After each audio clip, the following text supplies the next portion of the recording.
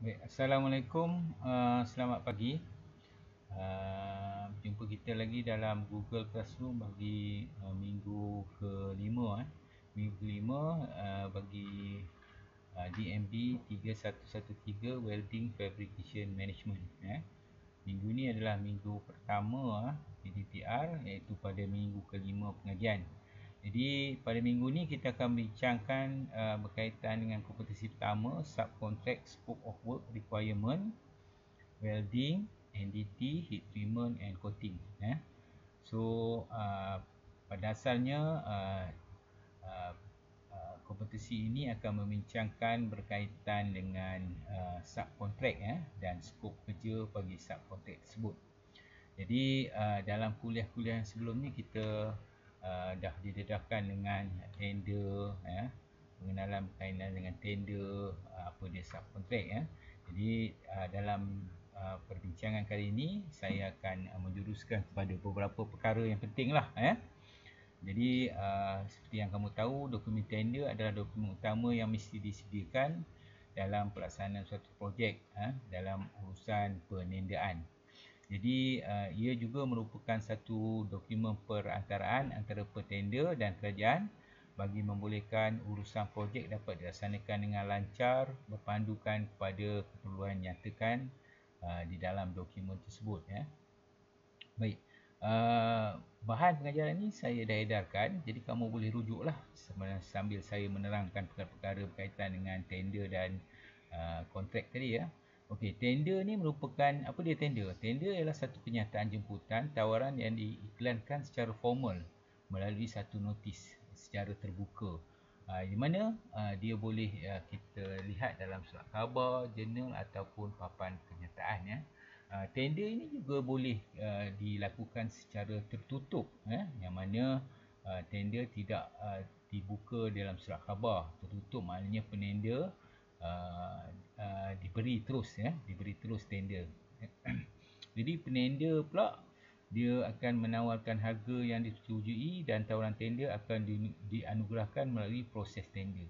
Apa dia notis tender? Notis tender adalah satu kenyataan tawaran bagi tujuan menawarkan kerja, sama ada kerja binaan, bekal ataupun perkhidmatan, melalui saluran-saluran yang tertentulah. Proses tender ni sebenarnya ada banyak.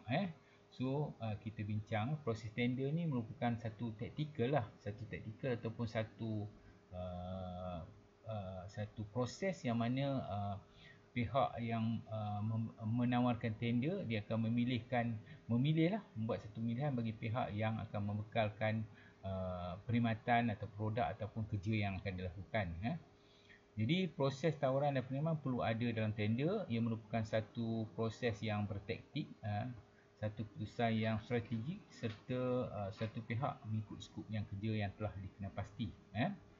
Baik, dalam proses penilaian tender ni, semua kerja seperti penyediaan dokumen tender dan dokumen kontrak akan dilakukan oleh pihak perunding juruukur bahan yang telah dilantik, ataupun kalau biasanya kamu dengar sebagai konsultan lah, konsultan, pihak yang dilantik untuk menguruskan semua dokumen tender dan dokumen kontrak.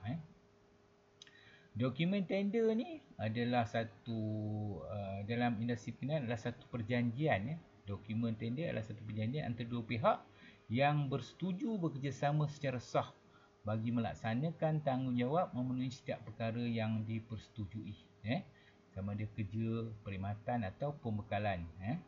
Baik, apa yang ada dalam kandungan dokumen tender? Dokumen tender ni biasanya ada dokumen berikut. Berapa dokumen? Dia ada arahan kepada penender, dia ada spesifikasi-spesifikasi, dia ada borang-borang tender, dia ada surat setuju terima, dia ada syarat-syarat tender, dia ada terma-terma kontrak, bill of quantity BOQ ataupun ringkasan tender, dia ada jadual kadar harga, kemudian dia juga ada lukisan teknikal serta pelan. Dia ada beberapa cadangan berkaitan dengan transferring teknologi atau pemilihan teknologi. Kemudian dia ada track record, prestasi semasa, prestasi selesai, prestasi syarikat yang melaksanakan tugasan. Kemudian dia ada profil ataupun kedudukan keuangan petender. Dan adalah beberapa perkara lain yang berkaitan yang perlu disediakan oleh orang yang menerima tender. Okey. kita lihat pada jenis tawaran tender. Di dalam negara kita ni terdapat beberapa jenis tender yang dipraktikkan. Antaranya yang sering diamalkan ialah tender secara terbuka, tender terhad dan tertutup, tender terpilih dan tender perundingan. Setiap jenis tender ni mempunyai kelebihan dan kelemahan masing-masing, dan pelaksanaannya adalah bergantung pada kesesuaian dalam proses menender. Pemilihan jenis tender pula bergantunglah pada projek pembinaan, bergantung pada beberapa faktor. Utama sekali saiz projek, kemudian lokasi pembinaan, kesesuaian dengan masa, serta kos yang diperuntukkan, serta pengalaman dan sebagainya. Jadi ada beberapa faktor dalam kita membuat pemilihan jenis tender yang kita nak tawarkan. Okey, kita lihat satu persatu apa dia tender terbuka. Tender terbuka ni tender yang ditandingi oleh semua kontraktor atau pembekal berdaftar dengan Kementerian Kewangan ataupun Lembaga Pembangunan Industri Pembinaan Malaysia CIDB, ataupun dan satu lagi adalah Pusat Khidmat Kontraktor atau PKK. Jadi tender ni sering diamalkan dalam industri pembinaan di negara kita lah, di Malaysia, dan kontraktor yang perlakan boleh menawarkan tugas kerja ni jika dia berjaya lah. Kemudian tender terbuka ni dia adil lah. Dia dapat menjamin harga yang ditawarkan mengikut pasaran semasa, sebab kita beri peluang pada semua orang lah untuk memenangi ataupun memperolehi kerja ataupun pembekalan tersebut. Klien ni akan mengiklin tawaran dalam akhbar tempatan dan menjemput kontraktor yang berminat menawarkan harga yang munasabah bagi projek tersebut. Tujuan dan kepentingannya untuk membolehkan klien mendapat seorang kontraktor yang dapat menawarkan harga yang paling minimum. Itu dari sudut orang yang menawarkan kerja. Jadi dengan ada tender terbuka ni, dia dapat mencari atau membuat penawaran pada harga yang paling minimum. Dan di samping itu dia boleh memastikanlah mutu kerja dia mengikut spesifikasi dia. Kemudian dia juga boleh memberi peluang kepada kontraktor baru yang tiada pengalaman mendaftar untuk bersaing untuk merebut tender. Okey, tawaran tender terhad tertutup.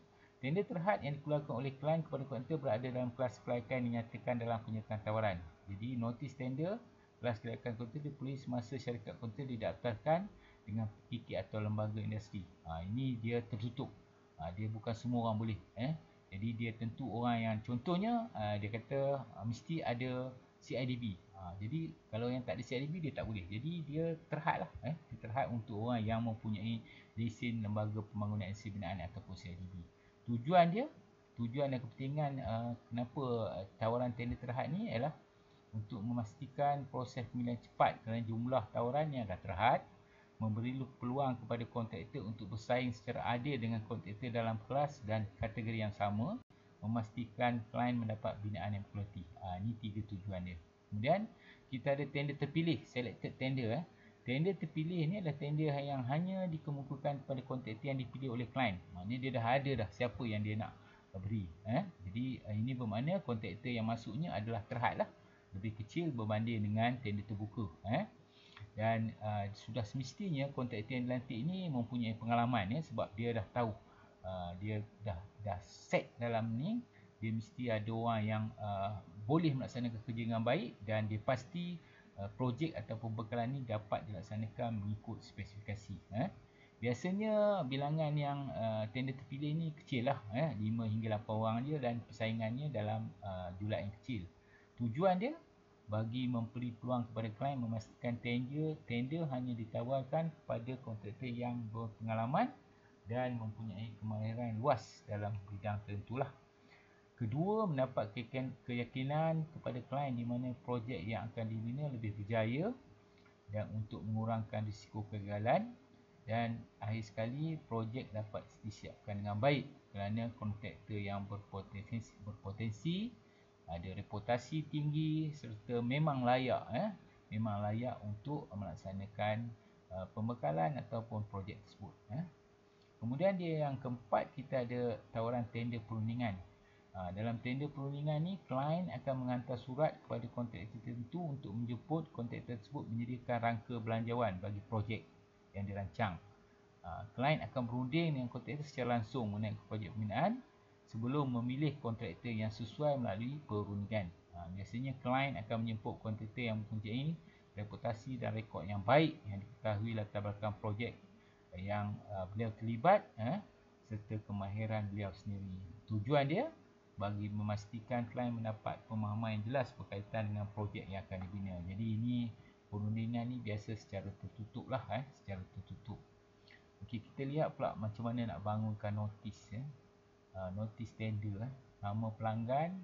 Notis tender merupakan iklan tender yang mempunyai item berikut: nama pelanggan yang menawarkan tender, tajuk dan jenis kerja yang ditawarkan, jenis tender, terbuka atau terbuka, syarat-syarat, syarat-syarat kelayakan tender, subkepala lah, ini dengan PKK, tarikh, masa, tempat, dokumen tender, harga, cara bayaran, earn money yang perlu dibayar, tempat, tarikh, waktu tender diterima dan ditutup. Jadi dalam kuliah kita yang sebelum ni, saya dah bincang dengan anda semua bagaimana tender, dan saya pun dah minta kumpulan yang ada untuk menyediakan satu format lah, notis tender. Jadi kita tengok satu notis tender. Ini satu contoh lah notis tender. Kita tengok ada logo, kemudian ada nama organisasi, sama ada jabatan, kementerian ataupun syarikat. Kemudian apa dia notis tajuk projek dia, kenyataan berkaitan dengan tawaran kontrak, sasaran tawaran dan keterangan lintas. Okey, di bawah ni letak bilangan 1, dia ada nombor siri dia. Kemudian dia ada tajuk kerja, nyatakan jenis kerja, sama ada membekalkan mesin timpalan untuk bengkel timpalan Kolej Profesional Sekandar. Contohlah. Jadi dia ada dua tawaran kerja sini. Dia letakkan tarikh, masa dan tempat di sini. 28 Mei 2014, hari Rabu, berkumpul jam 9.30 di Susu Keluar Turawang. Dia letakkan. Lepas tu dia ada letak sedikit peringatan lah. Ini peringatan ni kita boleh nyatakan keperluan-keperluan khas yang perlu ada bagi kontraktor yang hadir lah. Okey. Kemudian kita tengok pula pada subkontrak. Apa dia subkontrak? Dalam melaksanakan kontrak kerja, biasanya pelaksana kontrak yang kontrak tidak melaksanakan kerja berkenaan olehnya sendiri. Sebahagiannya akan diserahkan kepada pihak lain. Dari sinilah wujudnya senario subkontrak. Maknanya dia berasas pada konsep payung lah. Satu kontraktor dia akan di bawahnya akan ada beberapa kontraktor. Kita lihat apa dia definisi dia. Pelaksanaan kerja kontrak yang dipecah-pecah diagih-agih kepada pelaksana kontrak lain. Pihak yang diberi kerja telah dipecah atau diagih, yang akan melaksanakan bahagian itu dinamakan subkontraktor ataupun kontraktor kecil yang berupaya atau kontrak kecil bagi bekalan bahan dalam melaksanakan projek berkenaan. Apa dia kebaikan subkontrak ni? Antara kebaikannya kos-kos, banyak kos yang dapat kita kecilkan lah. Jadi kita dapat mengurangkan kos. Kemudian subkontraktor ni kalau kita lihat, dia akan mengalihkan tugas mengikut kemahiran masing-masing lah. Jadi maknanya kerja tu dapat disiapkan dalam masa yang ditetapkan. Sebab kita dapat pecahkan kerja tu mengikut kemahiran tertentu, mengikut kontraktor, subkontraktor yang tertentu. Saya ambil contoh begini, dalam pembinaan satu bangunan. Jadi dalam kerja struktur besi, mungkin kita perlukan kontraktor daripada yang ada pengalaman dari segi kerja kimpal. Manakala bagi kerja binaan ataupun naikkan dinding ataupun yang kita perlukan kontraktor dari segi menaikkan menggunakan bata. Jadi nampak di situ tugas-tugas tu dia diagihkan mengikut kemahiran lah masing-masing.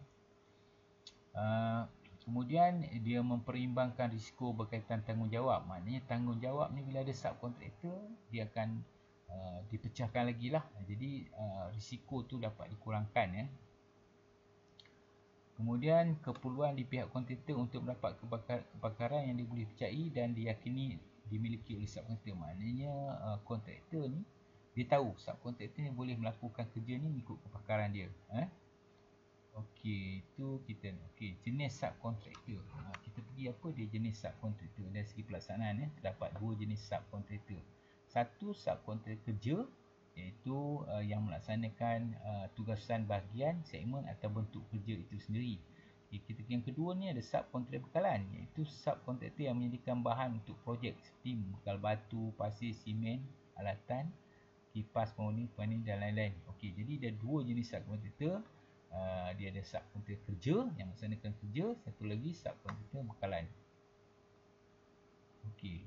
Jenis pihak subkontraktor pula, kita dapat dua jenis subkontraktor dari segi subkontraktor yang dinamakan, iaitu subkontraktor yang dinamakan ialah client dan kemudiannya dilantik oleh kontraktor bagi melaksanakan kerja subkontraktor. Contohnya, subkontraktor dinamakan ialah subkontraktor yang dilantik di bawah pasal 28 borang GKR. Ini adalah prosesnya. Kemudian kita ada subkontraktor domestik. Subkontraktor domestik ini dipilih dan dilantik sendiri oleh kontraktor bagi melaksanakan apa jenis subkontrak. Iaitu dua perkara yang ada beza lah. Yang dinamakan ni kita dah ada. Yang satu lagi domestik ni yang dilantik. Okey, ini salah satu contoh perjanjian kontrak lah Universiti Pertanian Malaysia yang saya boleh tunjukkan Ditunjuk ini adalah kontrak perkhidmatan penyelenggaraan bangunan dan kawasan. Ada nombor kontrak, tajuk kontrak. Kemudian dia muka hadapannya. Kemudian dia ada perjanjian lah. Perjanjian ni dibuat pada tarikh di antara siapa? UPM dengan pihak kontraktor. Dan di bawah ni adalah perkara-perkara yang dipersetujui lah. Dipersetujui di antara kontraktor dan pihak universiti tadi. Yang menyerahkan kerja kepada pihak kontraktor. Selain daripada itu, dia mesti ada tempoh perjanjian berapa tahun? Setahun, 6 bulan ataupun 2 tahun Kemudian balasannya ini dari segi pembayaran lah pembayaran dia. Kemudian perkhidmatan penyelenggaraan apa yang perlu dibuat Kemudian penyelidikan dan penguatkuasaan. Di sini perlu dinyatakan sebab ini adalah kualiti dia pihak perkhidmatan penyelenggaraan ni apa yang kerja dilakukan, skop kerja dia, bukan skop yang saya spesifikasi lah. Kemudian penyelidikan penguatkuasaan, kemudian bayaran perkhidmatan dan jaminan bank. Ini perlu ada lah bagi kerja biasanya. Bagi kerja yang melibatkan tender maka masa 2 tahun dia perlu ada jaminan bank atau pembayaran perkhidmatan dipanggilkan iaitu kita kena down payment lah berapa persen daripada tender tu. Contohnya kalau dia kata 2% daripada tender 2 juta, dia kena bayar lah dalam bentuk tu sebagai satu wang cagaran Dan di dalam ni juga dinyatakan berkaitan dengan penamatan perjanjian maknanya jika ada perlanggaran mungkir janji pihak kontraktor, maknanya pihak UPM berhak membatalkan kontrak tersebut. Ada juga dinyatakan tentang pekerja dan peralatan, kemudian kemudahan pemeriksaan, kerosakan harta UPM. Ini syarat-syarat yang perlu dipatuhi oleh kontraktor lah. Pindah milik, lepasan tanggungan, undang-undang dan peraturan lain, penyelesaian pertikaian, denda atau penalti. Dia akan wujud dalam dokumen kontrak ni. Biasanya dia ada semua item-item ni, denda dan penalti jika berlaku ketidakpatuhan. Jadi cukai stamp, integriti dan perlu ditandatangani lah oleh pihak kontraktor dengan pihak UPM di hadapan saksi. Di hadapan saksi. Jadi itu adalah satu dokumen kontrak dokumen tender. Kemudian dia ada ringkasan kontrak tu, ringkasan. Jadi saya rasa itu sajalah yang kita bincangkan berkaitan dengan kuliah bagi minggu pertama ni. Jadi saya harap kamu boleh buat ulang kaji lah. Saya ada bekal dengan kamu dengan bahan pembelajaran bagi DMB 3113 dan pada kuliah hari ini juga saya ada buat sedikit ringkasan Jadi kamu boleh gunakan masa 2 jam kuliah ni untuk merujuk dan buat sedikit revision supaya kamu lebih faham tajuk berkaitan dengan kompetisi ini, iaitu tender dan juga subkontrak Jadi saya rasa kita akan jumpa lagi pada kuliah kita yang seterusnya lah kuliah kita yang seterusnya pada esok kita ada lagi kita ada lagi 2 jam kuliah. Saya akan sambung lagi berkaitan dengan kos dan beberapa perkara lagi lah Jadi kita selesai tentang kuliah hari ini. Kamu boleh gunakan 2 jam ni untuk buat revision dan rujukan pada 2 bahan pelajaran yang telah saya serahkan pada kamu. Saya rasa saya selesai kuliah PDPR ataupun GC bagi minggu kelima. Assalamualaikum, terima kasih.